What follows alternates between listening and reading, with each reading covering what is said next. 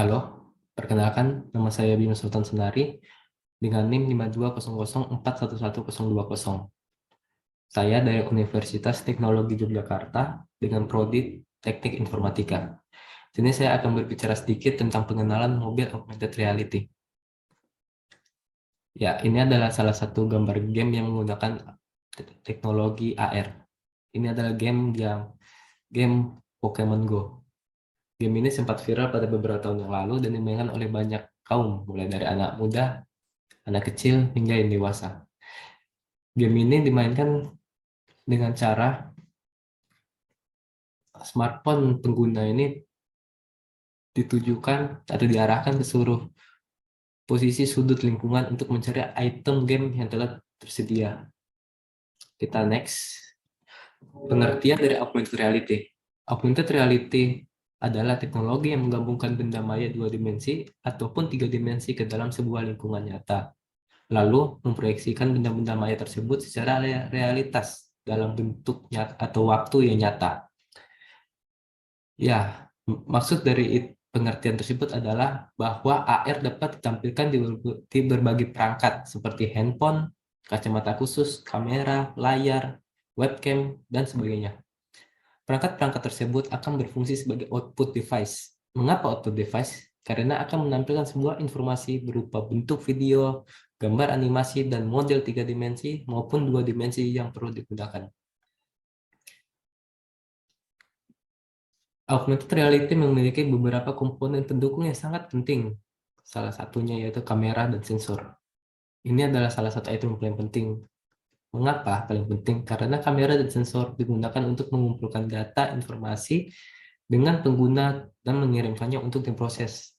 Kamera pada ponsel memiliki kemampuan untuk memeriksa lingkungan dan data yang diperoleh serta mampu menemukan barang fisik dan menghasilkan objek tiga atau dua dimensi. Proyeksi adalah salah satu komponen AR. Dia mengacu pada suatu proyektor kecil yang terdapat pada sebuah alat. Contohnya pada headset AR. Alat tersebut mengambil informasi dari sensor dan memproyeksikan konten yang terkomputerisasi di permukaan untuk dilihat. Namun, pada kenyataan, pemanfaatan komponen ini belum sepenuhnya dirancang untuk digunakan dalam alat. Ya, tetapi ada beberapa yang sudah mulai menerapkan proyeksi ini, contohnya pada kacamata AR. Karena alat proyeksi sangat dibutuhkan pada alat itu. Kemudian refleksi. Refleksi ini hanya terdapat beberapa gadget AR, memiliki cermin untuk membantu mata manusia melihat gambar secara virtual. Karena beberapa darinya memiliki variasi cermin kecil yang ditekuk, dan beberapa lagi memiliki cermin sisi ganda, berfungsi untuk memantulkan cahaya ke kamera dan ke mata pengguna. Tujuan dari cara refleksi adalah untuk memainkan pengaturan gambar yang tepat dan akurat. AR terdapat dalam beberapa bidang di lingkungan manusia. Yang pertama nih AR dalam bidang bisnis. Jadi dalam bidang bisnis ini, sang owner atau toko itu menaruh barang yang dijual itu ke dalam aplikasi yang telah bekerja sama dengan pihak augmented reality atau ada fasilitas AR-nya. Jadi calon pembeli bisa melihat barang. Ini adalah contoh barangnya, salah satunya adalah kacamata. Kacamata ini. Lalu pengguna nih mau coba, oh kira-kira pas enggak di saya? Ya, jadi pengguna langsung masuk ke bagian kamera, efek itu jenis efek itu, nah langsung dicoba nih, dipilih mana nih kacamata yang bagus, yang cocok, dia pilih dan menampilkan gambar yang berasal dari kamera, wujud dirinya. Nah, di kamera itu, layar itu sudah tersedia kacamata yang dia pilih itu. Jadi dia tinggal langsung terpaskan mukanya kepada kacamata itu. Nah, langsung kelihatan, oh ternyata ini bisa. Jadi ini sangat membantu pembeli dalam mencoba barang. Kedua, AR dalam dunia pendidikan. AR dalam dunia pendidikan ini saya rasa sangat penting. Soalnya di mana pada umumnya mahasiswa atau siswa itu hanya belajar melihat gambar. Gambar itu sangat datar di buku gitu. Dengan adanya AR di dunia pendidikan, siswa ini bisa lebih lebih aktif atau lebih bisa em, memperhatikan atau apa ya, apa bahasanya,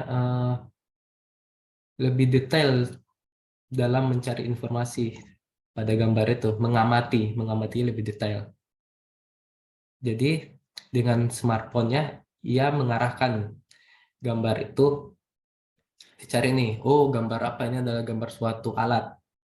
Nah, dia bisa mengamati nih. Oh, ternyata kalau dari sebelah sisi kiri, oh dia ada ininya. Sebelah kanan, oh ternyata bautnya ada 3. Nah, dia dari atas, oh terdapat ini tuas untuk penarik penyangga. Jadi dia lebih tuh lebih bisa mengamati seperti wujud yang asli gitu. Intinya ini sangat membantu karena siswa lebih memahami. Yang ketiga ini adalah AR dalam bidang tracking. Mungkin kita biasa menggunakan Google Maps itu hanya menunjukkan arah dari satelit, tetapi dengan adanya AR yang bekerja sama di sini, kita bisa lihat nih dari layar HP. Oh, ternyata ke depan 600 meter lagi sudah ada tanda bahwa kita harus belok kiri. Dia kasih arah, tanda panah. Oh, kita belok kiri nih.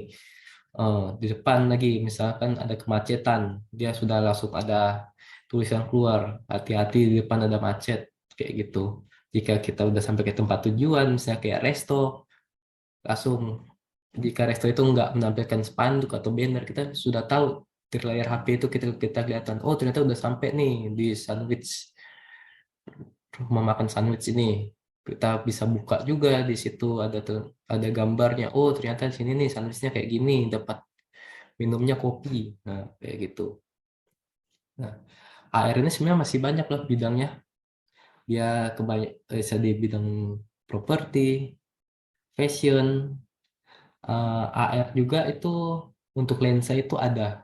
Dia tuh ada bidangnya khusus. Kemudian di dunia metaverse, navigasi seperti yang sudah kita lihat tadi. Terus di dunia kesehatan, perawatan, otomotif, atau bisa juga dalam suatu suatu olahraga sebagai untuk hiburan untuk para penonton bisa menampilkan suatu AR. Dan juga ini sangat membantu yaitu di bidang tutorial. Oke, sekian itu dulu dari saya. Mohon maaf jika ada kesalahan kata maupun ucapan. Saya ucapkan terima kasih.